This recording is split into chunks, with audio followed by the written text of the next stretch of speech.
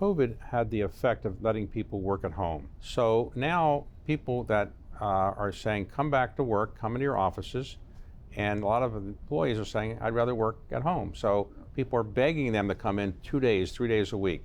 So is this going to mean in the end that we're going to change the way office buildings are really valued in the future because they're not going to need as much space for their tenants? Do you think that's true? Or do you think eventually the tenants will come back and the employees will come back?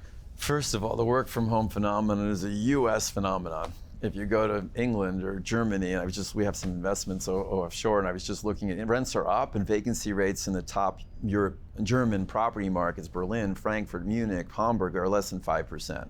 People are back in the office. You and I go to the Middle East, they're full.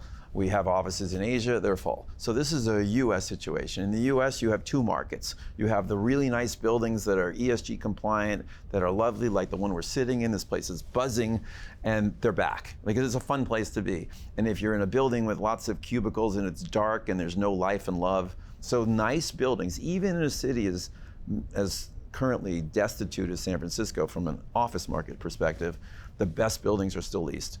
And so you're going to see a bifurcation of the market in office. The nice buildings will stay rented, and my guess is at pretty good rates.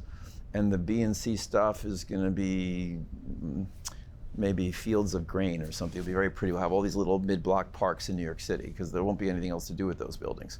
And nobody will carry them because there's no hope.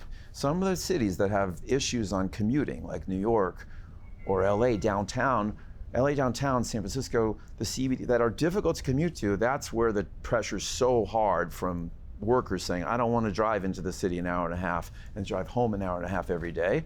But I also think a nice little recession will clear this, and you'll see people come back to the office. And I was in your town, take the Amazon HQ2, they're expecting people in those offices 4 days a week come the fall. So the other thing about office, David, is AI. AI is going to hit a couple of these industries that have been big users of office space.